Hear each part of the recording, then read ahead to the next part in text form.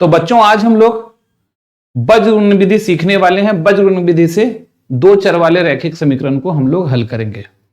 तो बच्चों 10th के बोर्ड में एक एग्जाम आपको रैखिक समीकरण का हल करने के लिए जरूर आएगा। तो आप लोग सामान्यतः क्या करते हैं, जब भी रैखिक समीकरण का कोई सवाल आता है तो उसमें या तो किसी विधि से पूछा जाता है कि प्रतिस्थापन विधि से बनाइए, विलोपन विधि से बनाइए, या बीजगणित विधि से बनाइए, या फिर ग्राफ से बनाइए, है कि नहीं।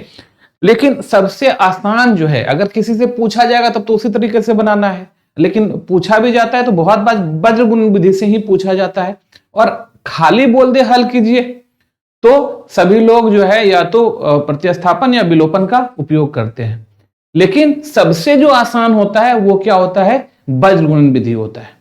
तो आप लोग को लगेगा कि नहीं इसका तो फॉर्मूला याद करना पड़ता है, ये है वो है। कुछ नहीं, फॉर्मूला बिल्कुल याद करने की जरूरत नहीं है। आज हम बता रहे हैं, आप लोगों के मन में जो ये भ्रम है वो खत्म हो जाएगा कि इसके लिए फॉर्मूला याद करना है। कुछ भी याद करने की जरूरत नहीं है। सबसे आसान बीजगणित विधि होती है, सबसे कम समय में बना सकते हैं। तो अगर बीजगणित विधि से आ जाएगा तब तो बनाना ही पड़ेगा, मजबूरी है। और अगर बिना कहेगा ही नहीं कि किससे बनाना है तो फिर आप ना बीजगणित से ही बनाओ, बहुत आसान होगा। और आगे जब आप आगे के क्लास में जाओगे तो आपको बहुत बार जो है ना बहुत इस्तेमाल होगा आपका दो चर वाले रैखिक समीकरण को हल करने में। तो उस समय आप अगर कोई दूसरा विधि प्रतिस्थापन या विलोपन का अगर उपयोग करते हो तो बहुत बड़ा बन जाता है, समय बहुत लगता है। तो अभी से ही अभ्यास कर लेना चाहिए कि हमको क्या चीज से बनाना है, बीजगणित विधि से बनाना। और ये सबसे आसान होता है ये विधि, बस थोड़ा सा जो है समझने की काम है। तो आज हम समझा दे रहे हैं बीजगणित विधि। आप लोग आज के बाद से आप बीजगणित विधि को ही बनाने का हमेशा कोशिश करोगे, नहीं बीजगणित से ही बनाना है, ठीक है। तो ये हमारा आज जो हम लोग बीजगणित विधि सीखेंगे, ठीक है। तो क्या होता है, दो चर वाले रैखिक समीकरण है और सबसे आसान विधि है बीजगणित विधि, और वो विधि हम लोग सीखते हैं। तो हमारा जो है कोई भी समीकरण रहे दो चर वाला समीकरण, तो पहले इस रूप में लिख लेना है। इस रूप में लिख लिए हम लोग। तो अभी क्या होता है, आपके एग्जाम में क्या आएगा, फॉर्मूला भी आ जाएगा कि आप ना बताओ x का मान, अगर ये दो समीकरण दिया हुआ है तो x का मान क्या होगा, y का मान क्या होगा। तो आपको बीजगणित विधि से ना आपको बनाना चाहिए। तो देखो इसका हम तरीका बताते हैं, फॉर्मूला कैसे बनाया जाता है। और फॉर्मूला का उपयोग नहीं करेंगे हम लोग सम बनाने में। फॉर्मूला कैसे बनाया जाता है, जैसे हम लोग फॉर्मूला बनाएंगे उसी तरह हम लोग सवाल भी बना लेंगे और तुरंत बन जाएगा। तो हम लोग क्या करते हैं कि जब हमको इसका फॉर्मूला लिखना है तो यहाँ पे x है, y है, और ये x का पद है, y का पद है, और ये जो है हमारा अचर पद है। तो हम लोग लिख लेंगे x, y और अचर पद। तो प्लस, इसमें प्लस साइन रखना है, इसमें माइनस रख लेना है, ठीक है। बीच में y वाले में माइनस साइन रख लेना है, ठीक है। और अब क्या करना है अपने को, अब क्या करना है अपने को कि x का जो गुणांक है, x का गुणांक a1 और a2 है, तो x के नीचे में हम लोग क्या कर लेंगे, a1 और a2 लिख लेंगे। y का जो गुणांक है b1 और b2, तो यहां पर हम लोग b1 लिख लेंगे, यहां पर हम लोग b2 लिख लेंगे। और ये जो अचर पद है, इसका जो हमारा है अचर पद क्या क्या, c1 और c2 है, ठीक है ना। अब देखो इसका फॉर्मूला कैसे तुरंत बन जाता है। तो हम लोग को क्या लिखना है, x बराबर x बटे ले लो, फिर माइनस y बटे ले लो, फिर 1 बटे ले लो, है ना, ये आ गया। तो चलिए मैं थोड़ा सा इसको हमको इधर हटा के लिखना है। तो हटा के हम लोग इधर लिख लेते हैं, यहां से।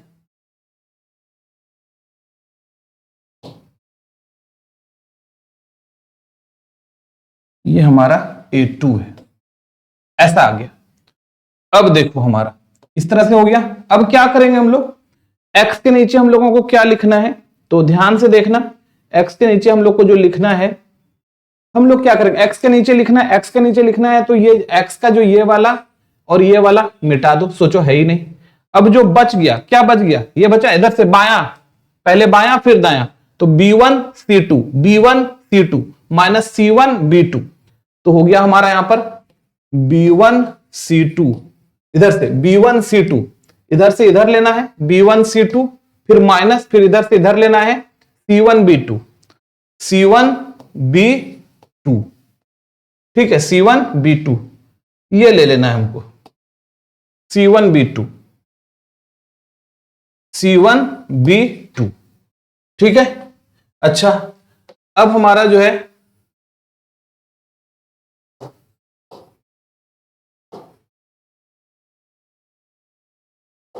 हाँ, अब हमारा क्या हो गया, x का काम खत्म हो गया। अब y वाला काम करेंगे। तो y वाला काम में y का साथ वाला ये पंक्ति खत्म, ये स्तंभ खत्म। अब जो बच रहा है, क्या बच रहा है, इसको इसके साथ a1c2 a1c2, तो a1c2 माइनस इसको इसके साथ, तो क्या आ जाएगा c1a2 c1a2। ठीक है, और अभी देखो ये सब ये खत्म हो गया। अब 1 बचा, 1 क्या है, अचर पद, तो अचर पद वाला इसको और इसको खत्म कर दो। अब देखो इससे a1b2, पहले बायां फिर दायां, तो a1b2 और माइनस फिर b1a2। ठीक है, तो ये हमारा अचर पद आ गया। तो इस तरह से हमारा ये खत्म, तो हमारा यहां पर आ गया। अब हम लोग क्या करेंगे, x को इसके साथ रख लेंगे।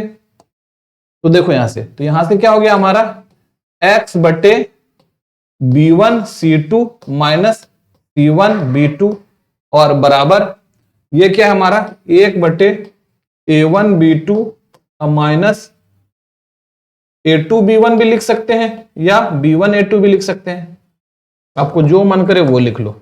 यहां हमारा b1a2 आ गया और ये माइनस y बटे a1c2 माइनस c1a2 हो जाएगा और ये बराबर हो जाएगा 1 बटे a1b2 माइनस b1a2 हो जाएगा। ठीक है, अब x का मान ये ऊपर चला जाएगा, तो x बराबर हो गया हमारा b1c2 माइनस c1b2 बटे a1b2 माइनस a2b1 लिख सकते हो या b1a2 लिख सकते हो, x का मान। अच्छा देखो तो ये माइनस है, तो y बराबर हम लोग क्या करते हैं, माइनस से ऊपर नीचे गुना कर देते, तो यहाँ खाली y बचेगा और यहाँ पर ये वाला पहले, ये वाला बाद। माइनस से गुना करोगे तो ये पहले हो जाएगा, ये बाद में हो जाएगा, है ना। a माइनस बी में अगर माइनस से गुना करो तो b माइनस ए हो जाता है, इसमें माइनस से गुना करोगे तो ये पहले, ये बाद में, तो ये ऊपर जाएगा। तो c1a2 माइनस a1c2 क्या हुआ, माइनस से गुना की तो ये पहले, ये बाद में हो गया और बट्टे जो नीचे तो है जो वही हो गया a1b2 माइनस b1a2। तो ये हमारा एक्स वाई का मान आ गया। तो फॉर्मूला अगर बोलेगा तो भी आप ऐसे बना लोगे, लेकिन ये फॉर्मूला याद करने की बिल्कुल ही जरूरत नहीं है, आपको फॉर्मूला याद बिल्कुल ही नहीं करनी है। ये अगर ऑब्जेक्टिव में आ जाए एक्स और वाई का क्या मान होगा, तो ऐसे बना के आप ऑब्जेक्टिव लिख सकते हो। ठीक है, अब चलो हम इसका सवाल बना के देखते हैं। अब देखो क्या है हमारा, बीजगणित विधि से हल करें। ये दिया हुआ है बीजगणित विधि से हल करने, तो करते हैं हल हम लोग। तो हल सोल्यूशन कर लो, हल लिख लो या सोल्यूशन लिख लो, जो लिखना है लिख लो, सोल्यूशन कर लो। क्या है हमारा, क्या है 3x माइनस 2y बराबर 12 है और दूसरा क्या है हमारा 4x माइनस 5y बराबर 16 है।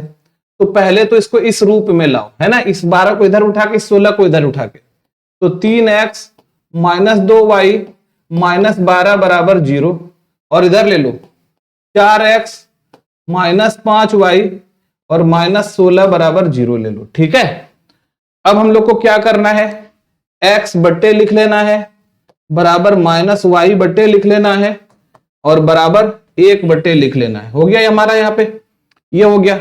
अब अगर हम लिख लेंगे तो अभी क्योंकि शुरू में बना रहे हो तो हम ना एक बार लिख लो और बिना लिखे भी हम लोग बना सकते हैं। तो अगला सम एक और लेंगे, एक सम में बिना लिखे बनाएंगे। अभी लिख लेते हैं, x है माइनस वाई है 1 है, x का गुणांक देखो 3 और 4 है, तो 3 है और 4 है। y का गुणांक क्या है, माइनस 2 है माइनस 5 है और जो अचर पद है वो है माइनस 12 और माइनस 16। अभी जैसे x के नीचे लेना है हमको, तो x के नीचे में देखो क्या हो जाएगा, ये खत्म ये खत्म, देखो यहां से इसके साथ इसको गुना करो तो कितना आ रहा है, माइनस माइनस प्लस 16 दूनी 32, तो ये हमारा हो गया 32 और फॉर्मूला का माइनस, फिर इसको गुना करो तो माइनस माइनस प्लस 12 पंचे 60, तो ये हो गया हमारा 60। ठीक है, और अब हम लोग आते हैं y के नीचे, y के नीचे ये है हमारा, तो ये खत्म हो जाएगा, ये खत्म हो जाएगा, इसको गुना करना है इसके साथ, इसको गुना करना है इसके साथ, प्लस माइनस माइनस 16×3 = 48, तो -48 हो गया हमारा, ठीक है, -48 हो गया, फॉर्मूला का माइनस। अब फिर इसको देखो इसके साथ, इसको इसके साथ करो, तो प्लस माइनस माइनस बरचौक 48, तो -48, तो माइनस माइनस प्लस 48 हो गया, और 1 के नीचे, अब इसको हम हटा देते हैं, ठीक है। अब 1 के नीचे ले लेते हैं, तो ये खत्म, 5 तिया माइनस प्लस माइनस 5 तिया 15, तो -15 हो गया। अब -4 इधर से, ये -15 हो गया, यहां से इसके माइनस प्लस माइनस 4 दूनी 8, तो -8, तो माइनस माइनस प्लस 8 हो गया, ठीक है बच्चों। तो अब देखो हमारा काम खत्म हो गया यहां से। तो अब देखो इस तरह से क्या मिल रहा है हमको मिल रहा है x बटे 32 माइनस 60, 32 माइनस 60 कितना हो जाएगा, -28, माइनस y बटे 48 में 48 घटा दो 0, और यहां पे 1 बटे -7, ठीक है भाई। तो यहां से क्या हो जाएगा, x बटे -28 बराबर 1 बटे -7, और -y/0 बराबर 1 बटे -7। अभी क्या कर लो, x बराबर -28 ऊपर लेके चलेगा, इधर से नीचे से इधर भागता, इधर आके गुना हो गया -7, और -y बराबर ये 0 ऊपर चला गया, नीचे -7, तो ये तो यहां से कट के कितना आ गया, 7×4 = 28, ये 4 आ गया, और ये तो 0 हो जाएगा। तो x बराबर हो गया 4, और y बराबर क्या हो गया, y बराबर क्या हो गया, -y है तो माइनस से गुना करेंगे तो इधर आके प्लस हो जाएगा, और 0/7 तो 0 ही हो जाएगा। x का मान 4 आ गया, y का मान क्या आ गया, 0 आ गया, ठीक है बच्चों। तो ये हमारा देखो बीजगणित विधि से बहुत आसानी से बन गया।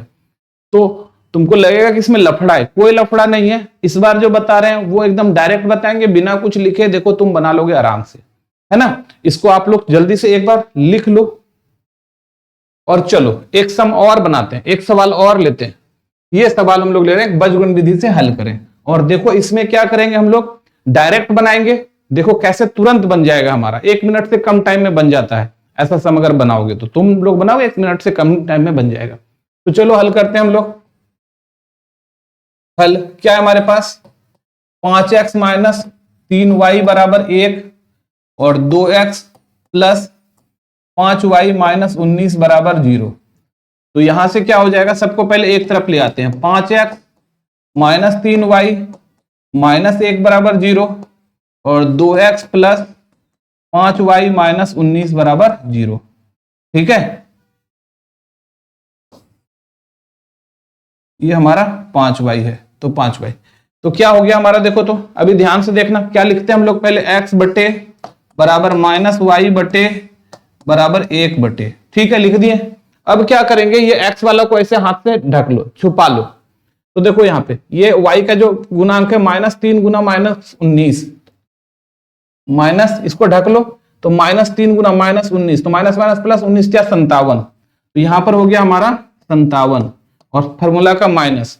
अब इसको ढक लिया तो -1 गुना +5, तो -1 प्लस माइनस प्लस माइनस 5 का 5, तो -5 आया, तो माइनस माइनस क्या हो गया, +5 हो गया। फिर y का चाहिए तो y को ढक लो, y के नीचे चाहिए तो y को ढक लो, तो 5 -9, देखो यहां से अगर इस y को ढकोगे ऐसे, तो 5 यहां पर -19, तो माइनस प्लस माइनस 19 × 5 = 95, तो -95, और माइनस इसको ढक लिया तो -1 गुना 2, -1 गुना 2, तो -2, तो माइनस माइनस प्लस 2, और 1 के नीचे मतलब अब ये इस वाले पद को ढक लो, तो 25, तो ये हो गया 25। अब -3 गुना 2, माइनस प्लस माइनस 3 दूनी 6, तो -6, तो माइनस माइनस प्लस 6, यहां से -6 आया, फॉर्मूला का माइनस, तो माइनस माइनस प्लस 6, देखो हो गया ना, बिना लिखे, तो लिखने की जरूरत ही नहीं थी। तो अभी यहां से क्या हो गया हमारा, x बटे 57 5 62 बराबर -y बटे 95 में 2 चला जाएगा, तो -93 है ना। अब 1 बटे 25 6 31, तो ये माइनस माइनस यहां से खत्म हो गया। तो एक बार पहला और तीसरा ले लो, 1 बटे 62 बराबर 1 बटे 31, और y बटे 93 बराबर 1 बटे 31। तो यहां से क्या हो गया हमारा, x का मान 62/31 और y का मान 93/31। तो 31 तिया 93, 31 दूनी 62। तो इस तरह x का मान कितना आ गया 2 और y का मान कितना आ गया 3। तो ये विधि हमारा सबसे आसान विधि होता है वज्र गुणन विधि। देखो तुरंत बन गया ना, और कितना भी कैसा भी सवाल हो तुरंत बन जाएगा। ठीक है, तो उम्मीद करते हैं बच्चों आप लोगों को यह सवाल समझ में आया होगा, और उम्मीद करेंगे और आगे अगर आपको जल्दी से सम बनाना है, जल्दी जल्दी आपका सवाल बनाना है, तो आप वज्र गुणन विधि का ही उपयोग कीजिएगा। इससे सवाल आपका जल्दी बनेगा। हाँ, 2 4 5 सम आप ना इसका अभ्यास कर लेना। अगर अभ्यास कर लोगे तो फिर आपको ना वज्र गुणन विधि बनाने में कोई दिक्कत नहीं होता है। सामान्यतः बच्चे अभ्यास ही नहीं करते हैं, और वो जो प्रतिस्थापन विधि और विलोपन विधि जो हम लोग लगाते हैं वो बहुत बड़ा बनता है। तो सबसे आसान है वज्र गुणन विधि। और आगे आप जब पढ़ोगे, क्लास जब 11th में जाओगे, 12 में जाओगे, लगभग हर एक चैप्टर में आपको 2 चर वाले रैखिक समीकरण इस तरह से हल करने के लिए मिलेगा। और वहां आपको क्या करना है, वज्र गुणन विधि का उपयोग करना है, तभी आप जल्दी से बना पाओगे। उम्मीद करते हैं मेरी बात समझ में आई होगी। ठीक है बच्चों, अगर वीडियो पसंद आई हो तो आप लोग लाइक कर देना, और चैनल को सब्सक्राइब नहीं किया तो सब्सक्राइब कर लेना। मिलते हैं फिर अगले वीडियो में, तब तक के लिए बाय, अपना ख्याल रखिएगा।